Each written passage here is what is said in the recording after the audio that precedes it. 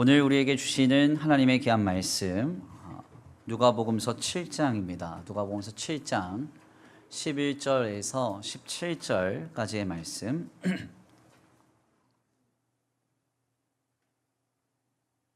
누가복음서 7장 11절에서 17절까지의 말씀입니다. 다 찾으신 줄 알고 다 같이 한 목소리로 함께 봉독합니다. 시작. 그 후에 예수께서 나인이라는 성으로 가실 때 제자와 많은 무리가 동행하더니 성문에 가까이 이르실 때에 사람들이 한 죽은 자를 메고 나오니 이는 한 어머니의 독자요 그의 어머니는 가부라.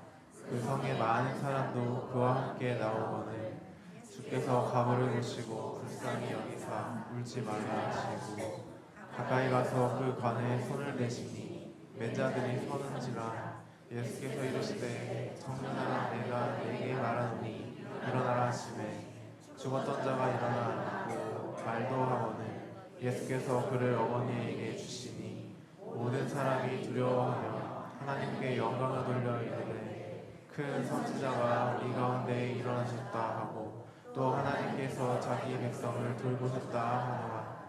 예수께 대한 이 소문이 온 유대와 사방에 두루 퍼지니라. 아멘.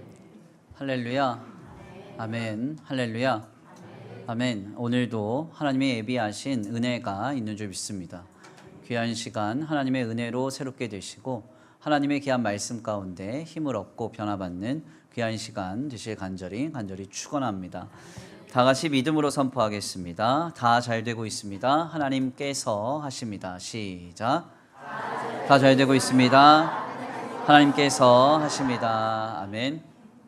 다시 한번 믿음으로 선포합니다. 주님이 돌보십니다. 주님이 역사하십니다. 시작. 주님이 돌보십니다. 주님이 역사하십니다. 아멘. 네, 오늘도 주님의 돌보심과 주님의 역사하심이 풍성하게 우리에게 은혜로 경험되는 복된 주일 되시기를 간절히 축원합니다. 오늘은 귀한 시간 귀한 말씀을 통하여서 하나님께서 자기 백성을 돌보셨다. 하나님께서 자기 백성을 돌보셨다라는 제목으로 하나님의 귀한 말씀 함께 나누고자 합니다. 지난 권사회 헌신예배 강사로 오셨던 안민 장로님과의 대담은 제게 있어서 많은 도전과 감동이 있었습니다. 특별히 이제 설교 전에 좀 시간이 많이 남아서 1시간 이상 거의 2시간 가까이 이렇게 많은 대화를 나눌 기회가 있었는데요. 사실 이러한 과정 속에서 제게 많은 도전과 감동을 나누면서 다시금 믿음을 결단하는 귀한 자리가 되었습니다. 특별히 저는 장로님과의 대화의 마지막에 이런 부탁을 드렸어요. 우리 다음 세대들이 뒤따라갈 교회의 어른이 되어 주십시오. 이런 말씀을 드렸습니다. 많은 이들이 실상 한국교회는 롤모델을 잃어버렸다라고 이렇게 지적합니다. 그토록 교회의 많은 부흥과 성장의 주역이 되었던 부흥의 1세대들이 그의 인생의 말년에 아름다움을 남기지 못함으로 인하여서 교회는 우리 다음 세대들에게 뒤따라갈 어른의 모습을 교회 안에 보여주지 못했다는 겁니다. 이는 실상 너무나 슬픈 일이 아닐 수 없죠. 저는 저를 포함하여서 우리 교회의 모든 기성세대들이 신앙에 아는 것과 신앙에 믿는 것 그리고 신앙에 사는 것의 일치를 보여주시기를 기대하고 소망합니다. 그래서 우리 모두가 우리 다음 세대들이 뒤따라갈 신앙에 먼저 된 선배요 어른으로서 아름다운 모습을 남겨주시기를 간절히 부탁을 드립니다. 지난 2022년 소천하신 초대 문화부 장관을 지내신 이어령 박사님은 실상 세상 속에서나 신자된 성도들에게나 모두의 스승이라고 불릴 만큼 많은 존경을 받는 분이셨습니다.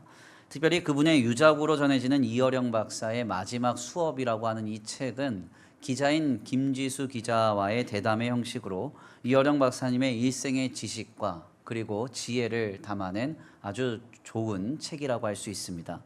특별히 이 책의 8장을 보면 오늘 우리에게 매우 인상적인 내용 하나가 전해지는데요. 김지수 기자가 이현영 박사님께 이렇게 묻습니다. 선생님, 럭셔리한 삶은 무엇일까요? 이렇게 물어요. 이 질문에 이어령 박사님은 이렇게 답합니다. 럭셔리한 삶, 나는 소유로 럭셔리를 판단하지 않아. 가장 부유한 삶은 이야기가 있는 삶이라네. 스토리텔링을 얼마나 갖고 있느냐가 그 사람의 럭셔리지. 어떻습니까? 굉장히 인상적인 이야기죠. 사실 김지수 기자는 패션지 마리끌레르로 데뷔해서 보그의 패션 에디터를 거쳐 조선 비즈에서 문화 전문 기자로 활동했던 사람이었습니다. 즉 말 그대로 럭셔리라는 것을 늘 눈앞에서 목도하고 취재했던 기자였다는 것이죠. 그러니까 김지수 기자가 일반 사람들이 말하는 럭셔리를 모를 리가 만무합니다. 그러나 그녀는 그토록 엄청나게 화려한 소유로 치장한 럭셔리를 늘 눈으로 보고 취재하고도 뭔가 결핍됨을 느꼈던 것 같아요. 그래서 진정한 럭셔리가 무엇인지 이어령 박사님께 물었던 것이죠. 바로 이 질문에 이어령 박사님은 진정한 럭셔리란 가슴을 뛰게 하는 이야기가 많은 삶이라고 답했던 것입니다. 이어령 박사는 이렇게 자신의 말을 덧붙였습니다. 우리는 겉으로 번쩍거리는 걸 럭셔리하다고 착각하지만 내면의 빛은 그렇게 번쩍거리지 않아. 거꾸로 빛을 감추고 있지. 스토리텔링에는 광택이 없다네. 하지만 그 자체가 고유한 금광이지. 어떤가요? 실상 이어령 박사님의 이야기를 가만 잘 들여다보면 참으로 그렇다는 생각이 들죠. 진정한 럭셔리의 삶은 단순히 부를 많이 축적하거나 겉으로 드러나기에 고급스러운 가치로 치장한 삶은 아닐 것입니다. 아무리 많은 것을 소유하고 많은 것을 이루며 나타내고 있다 할지라도 그의 삶의 이면에 더럽고 추악한 인생의 이야기가 많다고 한다면 우리는 그 삶을 럭셔리하다라고 용인하거나 인정하지 않을 거예요. 그렇기 때문에 진정한 럭셔리는 우리의 가슴을 뛰게 하는 감동적인 이야기가 넘쳐나는 삶이라고 정의하는 것이 마땅합니다. 저는 이런 관점에서 한 걸음 더 나아가 고민을 하게 됐어요. 그렇다면 진정한 신자의 럭셔리란 무엇일까? 네. 옆에 있는 분들 보세요. 럭셔리한가요? 이어령 박사님의 표현을 좀 빌려보면요. 진정으로 럭셔리한 성도의 삶 역시도 이야기로 가득 찬 삶일 겁니다. 어떤 이야기로 가득 찬 삶인가? 주님에 대한 이야기로 가득 찬 삶이죠. 우리를 찾아오신 주님에 대한 이야기. 우리의 아픔을 함께 공감하시고 나를 불쌍히 여기신 주님에 대한 이야기. 우리의 고통의 문제를 친히 감당하신 주님에 대한 이야기. 그리고 우리를 다시 살리시는 생명의 역사로 충만한 주님에 대한 이야기가 넘쳐나는 삶. 바로 이 삶이 하나님께서 택하신 성도의 럭셔리입니다. 가만 한번 생각해 보세요. 우리 성도님들이 그동안의 신앙의 여정 속에 만난 저분 참 우아해, 저분 참 럭셔리해 라고 여겼던 장로님, 권사님, 집사님들은 누군가요? 좋은 차를 타고 교회당에 오시고요. 좋은 집에 살고요. 저분 통장이 뭐 10개래.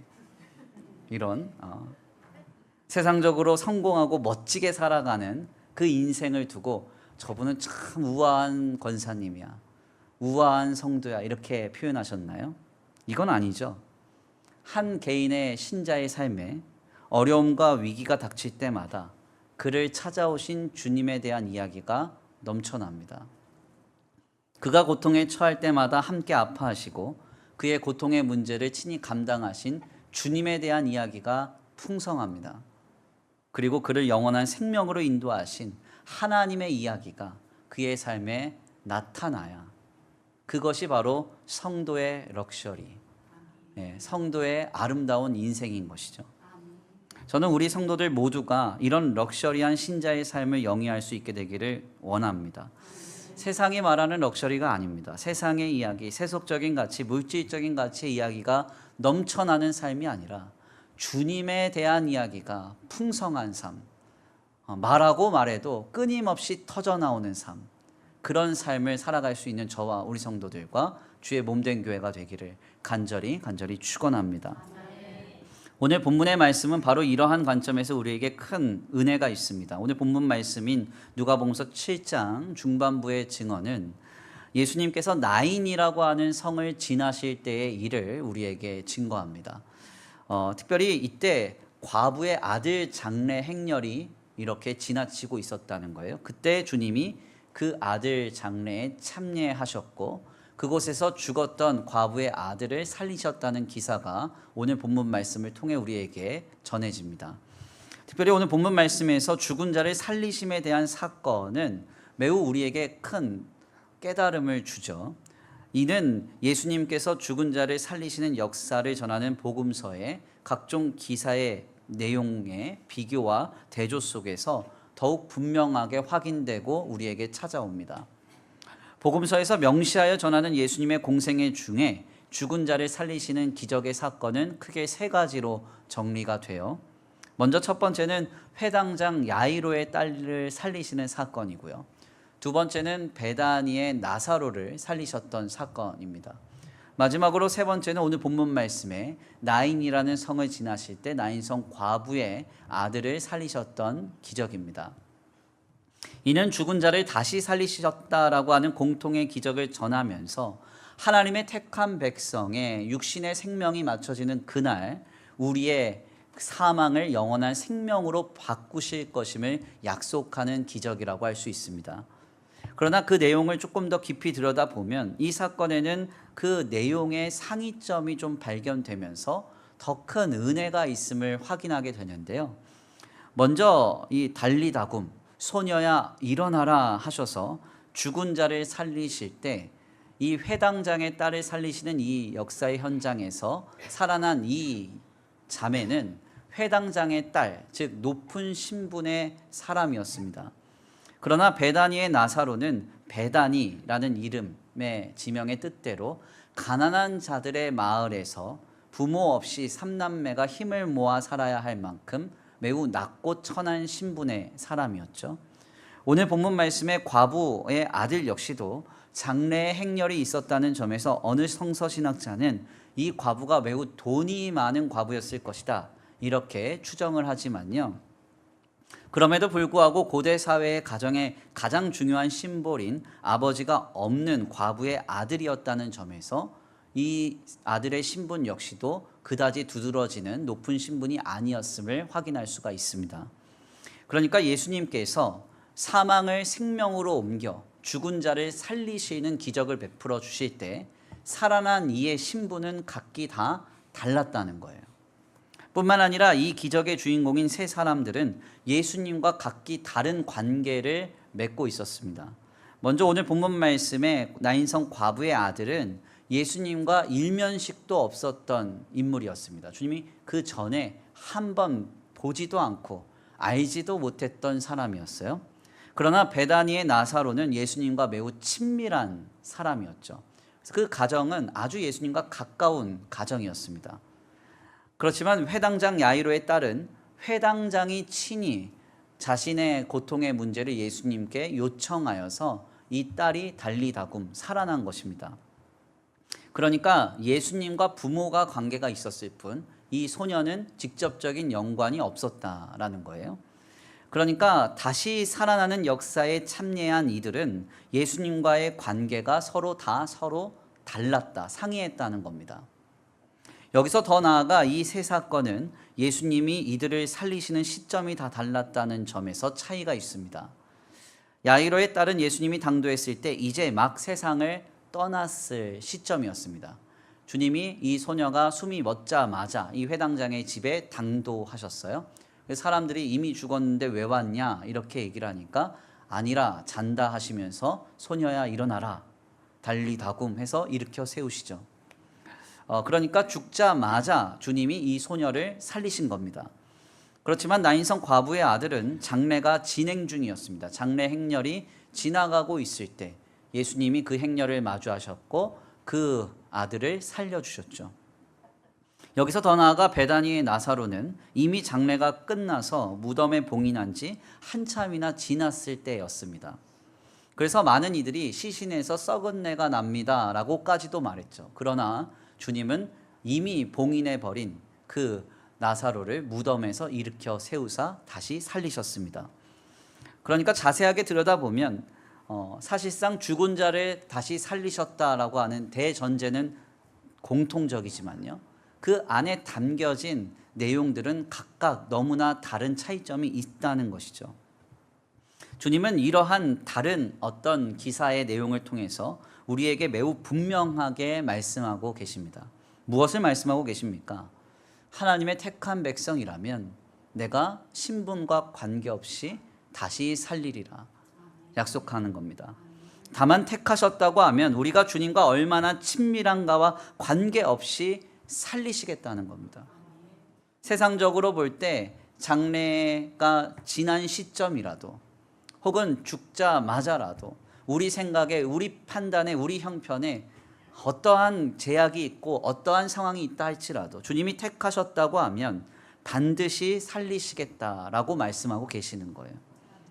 그러니까 한 줄로 정리를 하자면 예수님께서 죽은 자를 살리시는 사건을 통해서 오늘 우리에게 이렇게 말씀하고 계시는 겁니다.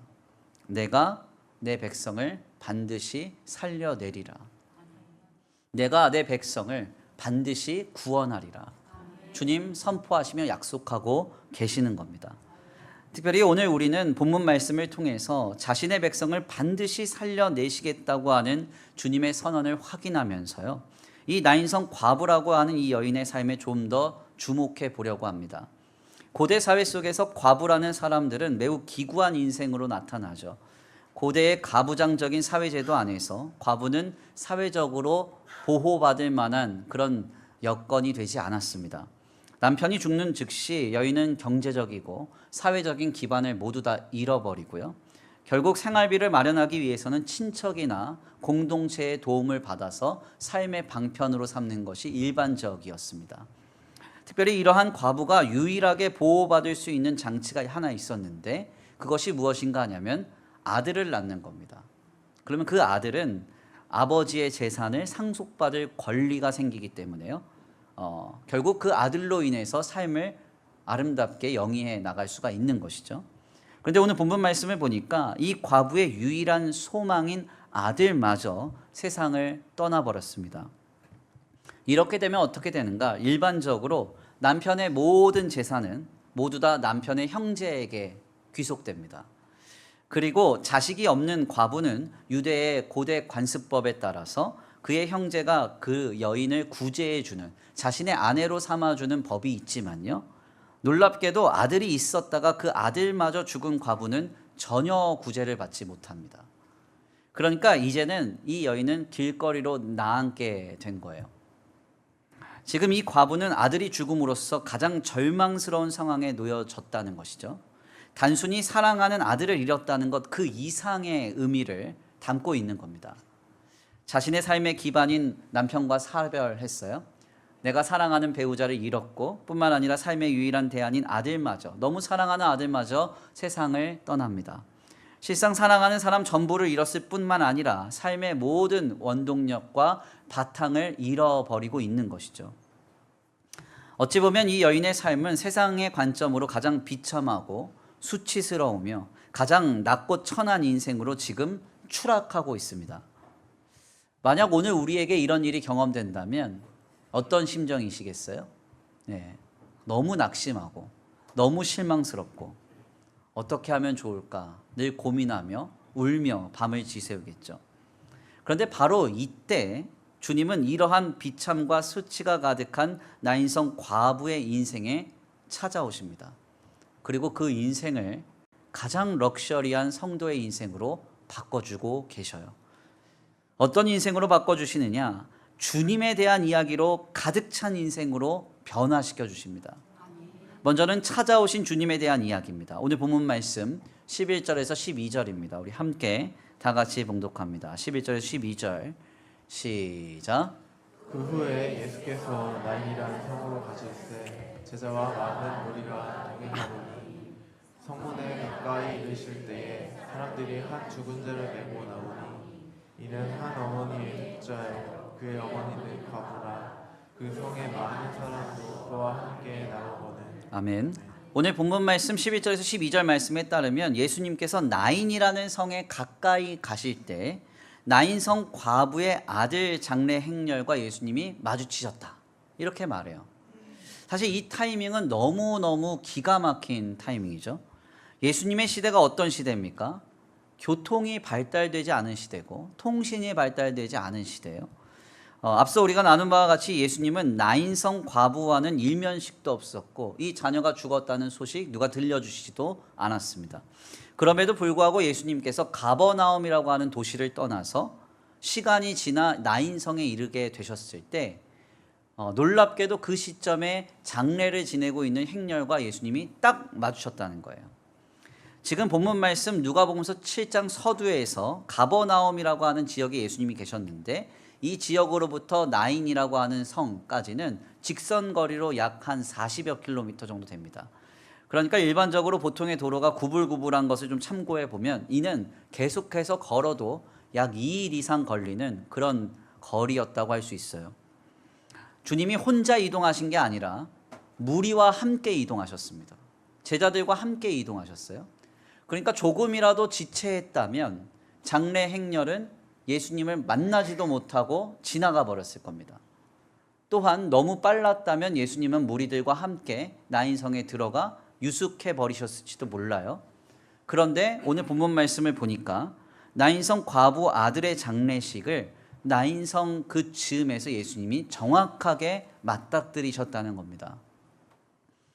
오늘과 같이 교통과 통신이 발달한 시대에도 이런 확률은 기대하기 어렵죠. 네. 누가 하신 거예요? 주님이 친히 하신 겁니다.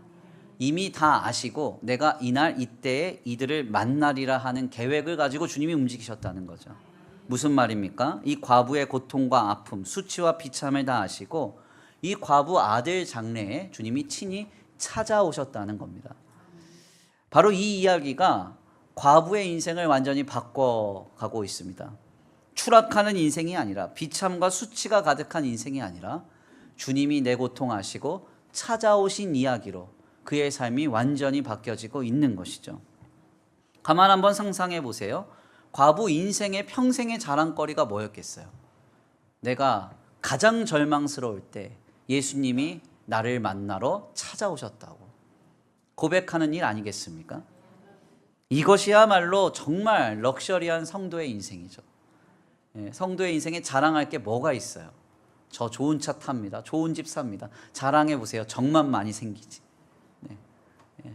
그렇지 않아요? 시기나 질투나 타지. 이런 건 우리의 자랑거리가 아니고 이야기거리가 될 수 없죠. 나를 찾아오신 주님에 대한 이야기. 그것이 풍성하게 우리 안에 자리를 잡게 하시는 주님의 은혜가 오늘 본문 말씀을 통해서 우리에게 확인이 되는 겁니다. 오늘 우리에게도 이 주님의 이야기가 충만하게 되길 간절히 축원합니다. 뿐만 아니라 주님은 두 번째로 과부의 고통에 함께 아파하시는 이야기로 과부의 삶을 럭셔리하게 만드십니다. 오늘 본문 말씀 13절입니다. 우리 함께 다 같이 봉독합니다. 13절 시작. 주께서 과부를 보시고 불쌍히 여기사 울지 말라 하시고. 13절 말씀에 따르면 예수님이 과부의 아들의 장례 예식을 마주하셨을 때 놀랍게도 과부를 불쌍히 여기셨다. 이렇게 말씀해요. 이건 상당히 좀 인상적인 증언인데 왜 그런 거 하냐면 지금 과부의 아들은 어린 나이에 요절했습니다. 그럼 우리가 그 장례 예식을 제3자의 관점에서 보면 누구를 향해 마음이 더 아프겠어요. 저도 이제 장례 예식을 하다 보면 가끔 막 그 장례식장에서 정말 이른 나이에 하나님께 부름받은 사람들의 모습이 나타나요. 화장터 가면 다 보이거든요. 몇 살인지. 그런 거 보면 마음이 많이 어렵죠. 일반적으로는 보통 과부의 아들 장례다라고 하면 아들을 향해서 불쌍한 마음을 갖는 것이 일반적입니다. 그런데 우리 예수님은 아들을 불쌍히 여기셨다고 하지 않고 과부를 불쌍히 여기셨다. 그리고 그 과부에게 울지 말라. 이렇게 말씀하셨다는 거예요. 이는 상당히 중요한 증언이죠. 주님은 지금 죽음 이후의 세계는 철저히 하나님 앞에 맡기시고 남겨진 사람들의 아픔에 공감하시며 참여하고 계시는 겁니다. 실상 공생애를 통해서 우리 예수님께서 우리에게 보여주신 모습은 바로 이런 모습이셨어요. 예수님은 천지 만물의 창조주이자 모든 만물의 다스림을 하시는 주님으로서 하나님과 동일한 본질이셨죠. 그렇지만 공생애 내내 살아가시면서 창조주나 조물주로서 이 땅에서 삶을 영위하시진 않았습니다. 공생애 내내 자신의 택한 백성들의 아픔, 질병, 고통, 가난에 주님이 함께 하셨고 그들을 위로하셨고 그들을 돌보셨어요. 왜 이렇게 사셨느냐? 이는 오늘 주님이 어떤 분이신가를 우리에게 예표하는 것이죠. 주님은 우리의 고통에 함께 아파하시는 주님이시라는 겁니다. 임마누엘, 우리와 함께 하시는 주님이시라는 거예요. 지금 내가 힘겨워하고 아파할 때 나는 혼자가 아닙니다. 나 홀로 씨름하는 게 아니에요. 내 안에 내주하셔서 성령으로 함께 하시는 하나님께서 나보다 나의 고통의 문제를 더 본질적으로 분명하게 아시고 나를 긍휼히 여기시고 나를 불쌍히 여기시는 주님이신 것이죠. 이러한 하나님의 은혜를 경험한 인생은 주님에 대한 이야기가 넘쳐납니다. 한번 과부의 현장을 한번 상상해 보세요. 자신의 아들이 세상을 떠나 장래 행렬이 지나갑니다. 그 비참한 순간에 나와 눈을 마주치시는 주님을 발견해요. 그러면서 나를 불쌍히 그분이 여기십니다. 그리고 울지 말라 하셔요. 이 이야기가 과부의 인생에 얼마나 풍성한 자랑이요, 풍성한 은혜요, 풍성한 사랑으로 많은 이들에게 간증되었겠습니까? 내가 힘들어할 때 주님이 나의 힘듦을 아셨다고, 내 고통을 아셨다고, 그리고 울지 말라 하셨다고. 바로 이렇게 우리의 고통에 함께 아파하시고 함께 하시는 주님에 대한 이야기, 이 이야기가 우리의 삶에 넘쳐야 하는 줄 믿습니다. 세 번째로 주님은 과부의 비참한 인생을 그의 고통을 친히 감당하신 이야기로 가득 채우십니다. 14절 말씀입니다. 우리 함께 다 같이 봉독합니다. 14절 시작. 가까이 가서 그 관에 손을 대시니 맨 자들이 서는지라. 예수께서 이르시되 청년아 내가 네게 말하노니 일어나라 하시네. 아멘. 14절 말씀은 놀라운 증언을 담고 있어요. 실상 레위기 율법에 따르면 부정한 것에 손을 대는 것은 하나님이 기뻐하시지 않고 금하신 일입니다. 여기서 부정한 것의 가장 명확한 것은 바로 죽은 것과 관련된 거예요. 그래서 시신에 관련된 것에 손을 만지거나 시신에 손을 대는 것 자체는 하나님이 기뻐하시지 않고 부정하게 여기셨습니다. 그런데 오늘 본문 말씀 보니까 예수님이 아들의 시신이 담겨진 관에 손을 대세요. 도대체 왜 이렇게 하시느냐? 여기에는 아주 깊은 신앙의 은유와 상징이 담겨져 있는 것이죠. 죄의 싹은 사망입니다. 그러니까 이 청년의 죽음은 죄로 인한 거예요. 이 죄의 싹신 사망으로 인해서 모두가 고통스러워하고 있습니다. 이 현장에서 주님은 친히 이 아들이 담긴 시신이 담긴 그 관에 손을 대세요. 무엇을 말씀하고 있습니까? 이 청년의 죄의 값과 고통의 모든 문제를 자신에게로 옮겨오겠다는 선포를 하고 계신 거예요. 죄와 사망의 모든 고통의 문제를 친히 감당하시겠다고 선언하시면서 그의 관에 손을 대신 겁니다. 그리고 이 청년을 그 사망과 고통의 문제에서 건지신 것이죠. 수치와 비참 그리고 고통과 죽음으로 가득한 인생에 자신의 모든 고통의 문제를 옮겨와서 자신에게로 옮겨와서 하나님 안에서 새롭게 하시는 은혜가 과부의 인생의 이야기로 펼쳐지고 있는 겁니다. 오늘 우리에게도 이와 같은 이야기가 있습니다. 우리의 죄와 사망의 고통의 문제를 위해서 피는 생명이니 피가 죄를 속하느니라 하신 하나님의 방법대로 예수 그리스도께서 우리를 위하여 십자가의 보혈의 피를 흘려 우리를 건져주셨고 죄와 사망의 고통에서 우리를 해방시켜 주셨죠. 이 은혜를 경험하고 이 능력을 경험하는 이야기가 우리의 인생을 충만케 해야 된다는 거예요. 마지막으로 예수님은 결국 사망을 생명으로 바꾸신 이야기로 과부의 인생을 채워가십니다. 15절에서 16절입니다. 함께 다 같이 봉독합니다. 시작. 죽었던 자가 일어나 앉고 말도 하거늘 예수께서 그를 어머니에게 주시니 모든 사람이 두려워하며 하나님께 영광을 돌려 이르되 큰 선지자가 우리 가운데 일어나셨다 하고 또 하나님께서 자기 백성을 돌보셨다 하더라. 아멘. 주님이 찾아오신 이 과부의 인생의 이야기는 결국 주님이 아들을 다시 살리시는 역사로 귀결됩니다. 과부의 아들이 살아났습니다. 그리고 그것을 보고 그 현장을 목도한 많은 사람들이 뭐라고 얘기합니까? 하나님께서 자기 백성을 돌보셨다. 아멘. 이제 과부의 인생은 과부의 인생으로 회자되지 않습니다. 하나님께서 돌보신 인생으로, 하나님께서 역사하신 인생으로 많은 이들에게 전파되고 증거되기 시작하는 것이죠. 정리를 하자면 일찍이 남편을 잃고 하나뿐인 아들마저 죽어버린 소망 없는 여인에게 예수님 찾아오셨습니다. 그리고 그와 함께 아파하셨고 그의 고통을 친히 감당하셨고 결국 그의 아들을 다시 살리심으로써 비참과 수치가 가득한 나인성 과부의 인생을 주님의 이야기로 충만한 인생, 세상이 감당할 수 없는 가장 럭셔리한 인생으로 바꿔주시는 거예요. 이 이야기는 나인성 과부에게만 허락된 은혜가 아닙니다.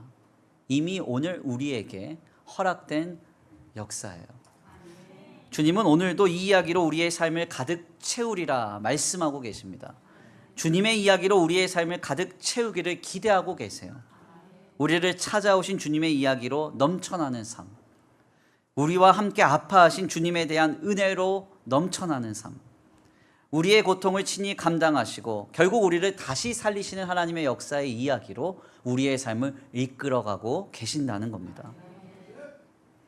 이러한 이야기로 우리를 가득 채우사 세상이 감당할 수 없는 가장 우아하고 가치 있고 멋진 인생이 오늘 우리 성도들의 인생이 되기를 간절히 축원합니다. 저는 사실 믿음 생활하면서 제 인생이 가장 럭셔리하다 생각해요. 이 기준에서 뭐 1부, 2부, 3부 할 거 없이 아멘 안 나오는 거 보니까 부티나긴 글렀나 봐요. 네. 많이 가지진 않았어도 이 기준에서 가장 럭셔리해요. 우리가 많이 가지진 못했을 수 있어요. 많이 배우지 못했을 수 있고 많은 것 못 이뤘을 수도 있습니다. 물론 이 말은 가지지 말란 얘기는 아닙니다. 기왕이면 가지시는 게 좋아요. 배우지 말라 이런 얘기 아닙니다. 기왕이면 많이 배우시고 많이 이루시는 게 좋아요. 그래서 저도 늘 기도하기를 우리 성도들이 조금 더 풍요롭고 또 좀 더 여유 있는 삶을 살기를, 하나님의 풍성한 공급이 있기를 기도하고 있습니다. 아멘이 세네요 이번에. 하지만 이것보다 더 중요한 게 있어요. 그게 뭐냐? 우리의 삶에 주님의 이야기가 있는가? 우리의 인생을 가득 채운 주님의 이야기가 있는가 살펴보셔야 돼요. 우리를 찾아오신 주님에 대한 이야기가 있나요? 우리의 고통에 함께 아파하시고 나와 내 어려움에 함께 해주신 주님에 대한 이야기가 있나요? 우리의 고통을 친히 감당하신 주님에 대한 이야기, 그리고 우리의 사망을 영원한 생명으로 옮기신 주님에 대한 이야기가 우리의 삶에 펼쳐지고 있습니까? 이러한 기준에서 저를 포함한 우리 성도님들 모두는 신자의 자부심을 가지고 자긍심을 가지고 살아갔으면 좋겠어요. 주님에 대한 이야기가 내 안에 있다.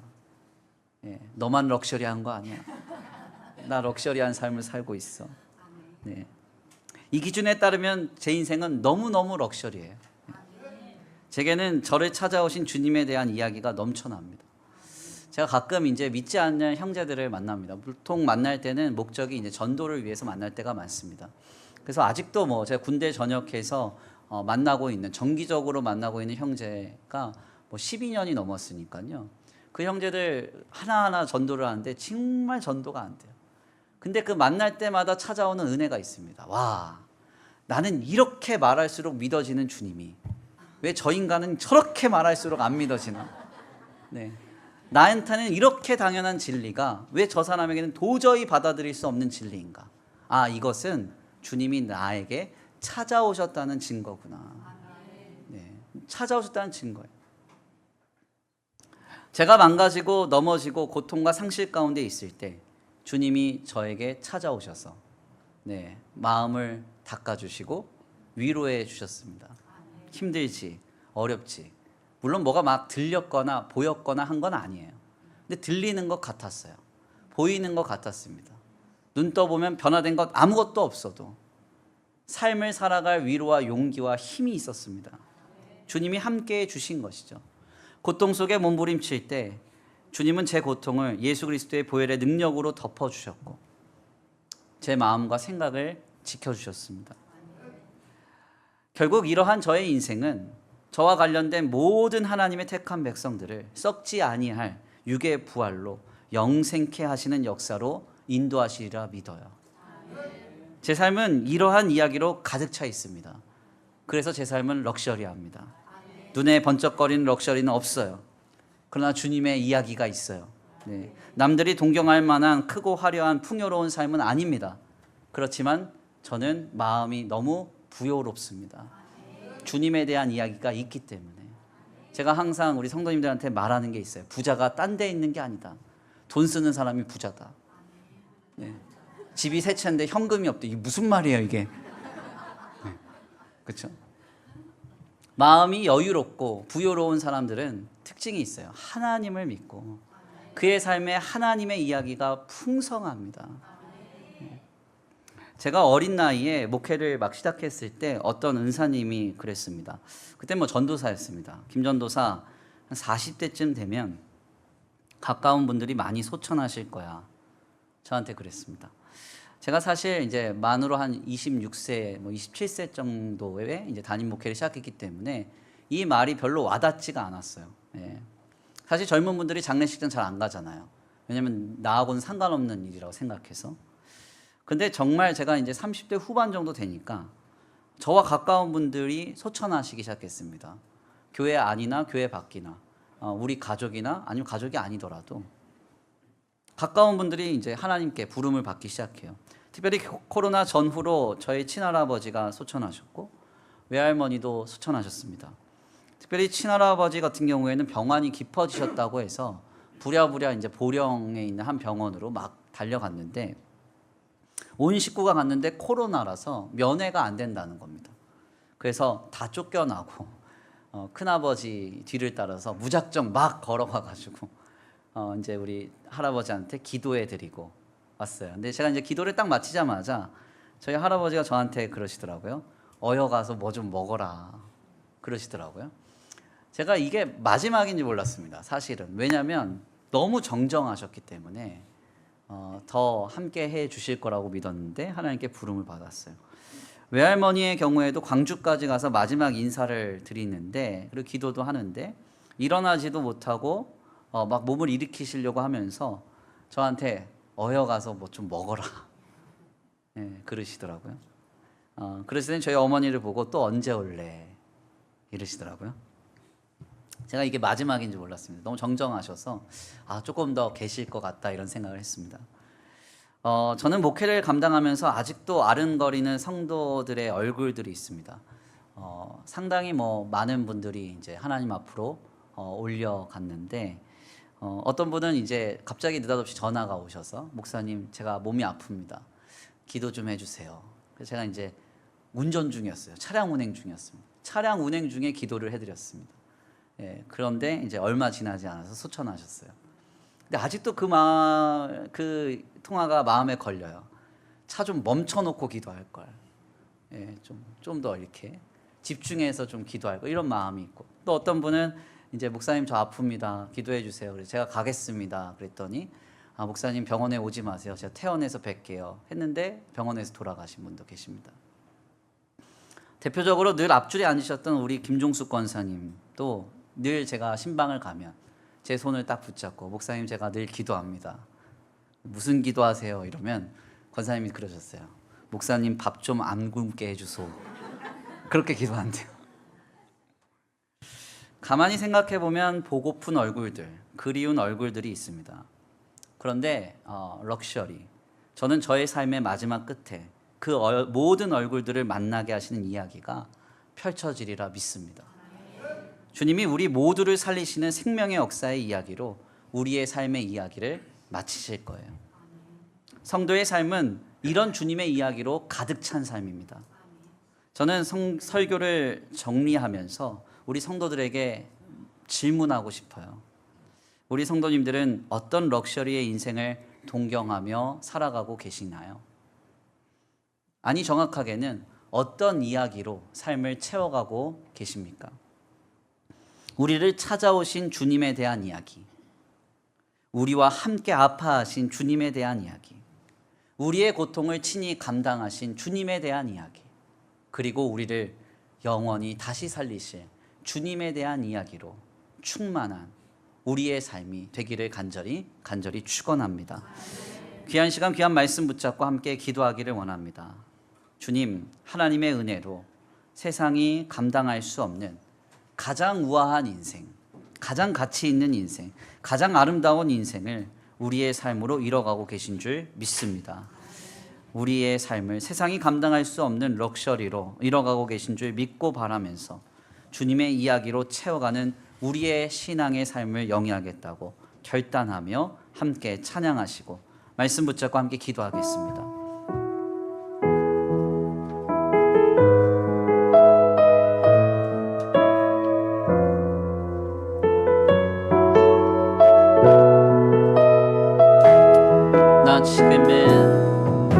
나 지금은 비록 땅을 버타며 살지라도 내 영혼 저 하늘을 디디며 사네. 내 주님 계신 눈물 없는 곳,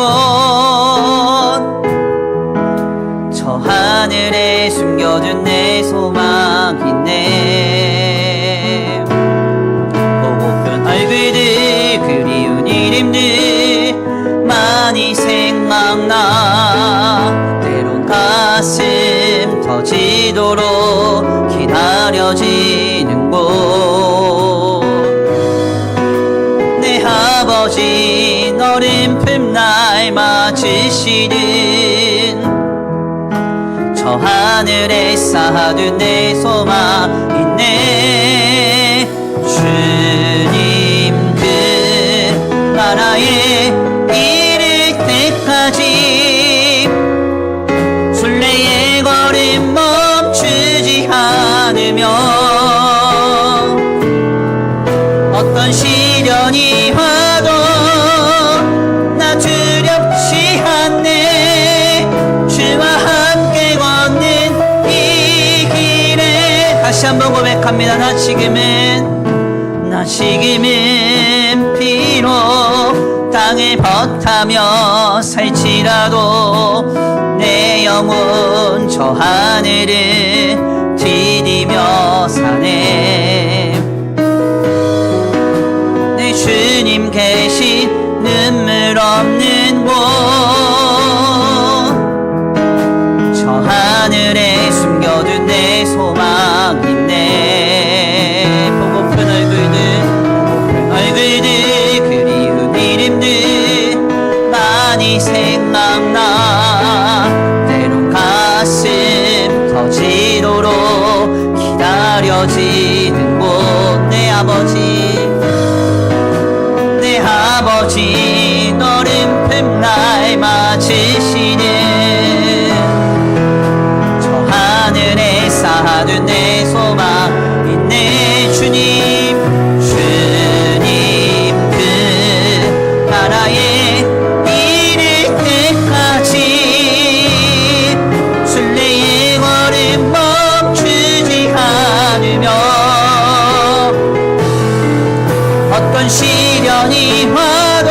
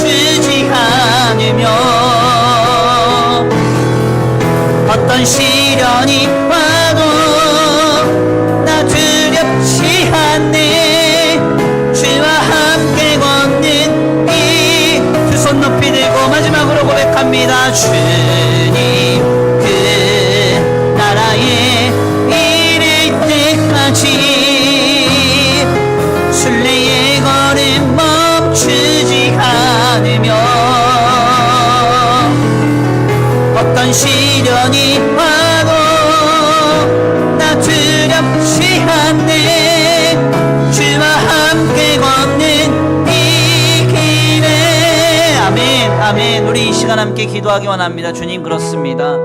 지금 우리의 삶에는 우리를 향한 주님의 은혜에 대한 이야기가 우리의 삶에 하나하나 축적되고 있는 줄 믿습니다. 주님에 대한 이야기로 부요롭게 하시는 주님, 주님에 대한 이야기로 충만케 하시는 주님, 그 주님을 믿습니다.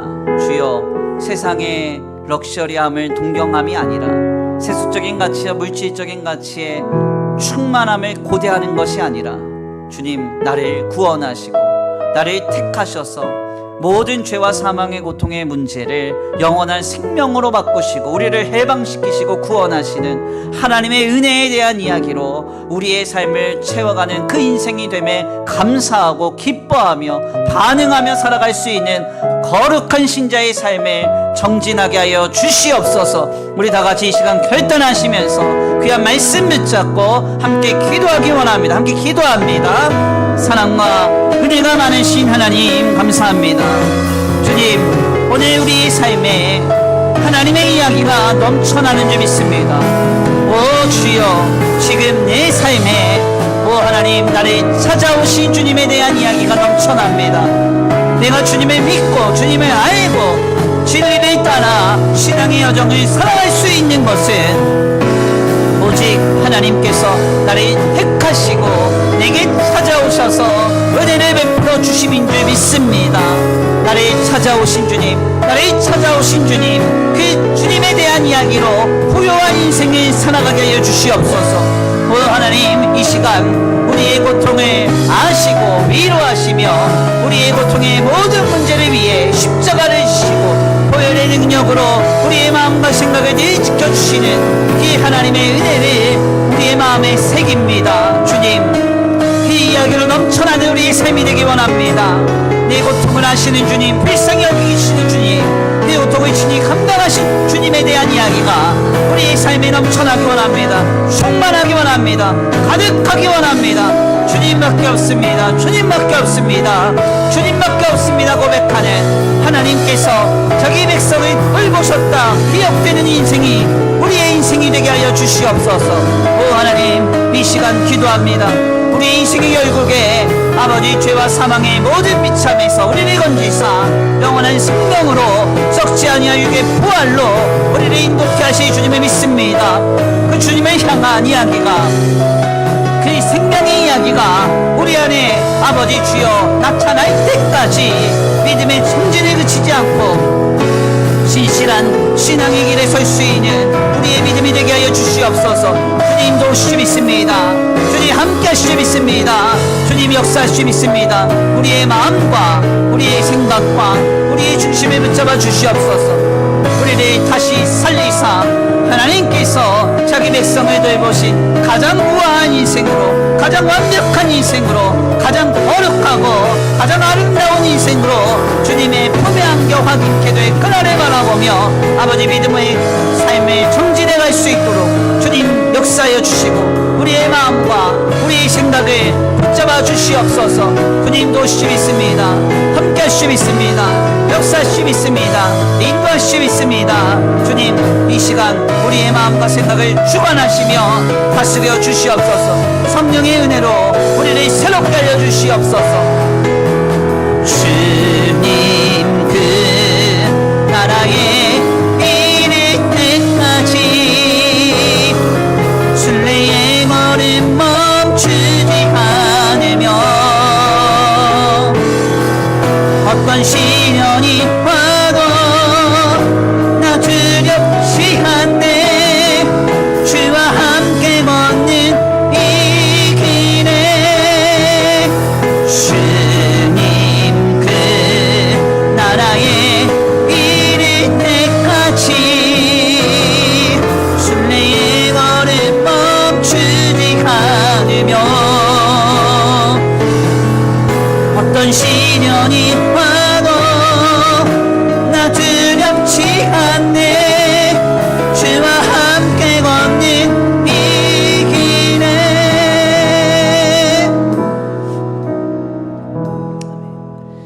하나님 감사합니다. 귀한 시간, 귀한 자리로 주님 인도하여 주셔서 주님의 은혜 가운데 하나님의 귀한 말씀 상고하게 하시니 감사합니다. 나인성 과부의 인생이 가장 절망스러운 순간으로 추락하고 있었던 그때에 주님 그 여인에게 찾아오셨습니다. 주님의 택한 백성에게 친히 찾아오사 그의 고통에 함께 아파하시고 그의 고통의 모든 문제를 친히 감당하시며 사망을 생명으로 바꾸신 주님의 역사를 우리 모두가 목도하게 하시니 주님 감사합니다. 이 여인의 이 삶이 오늘 우리의 인생인 줄 믿습니다. 주님께서 이러한 주님의 이야기로 우리의 삶을 가득 채우시리라 믿습니다.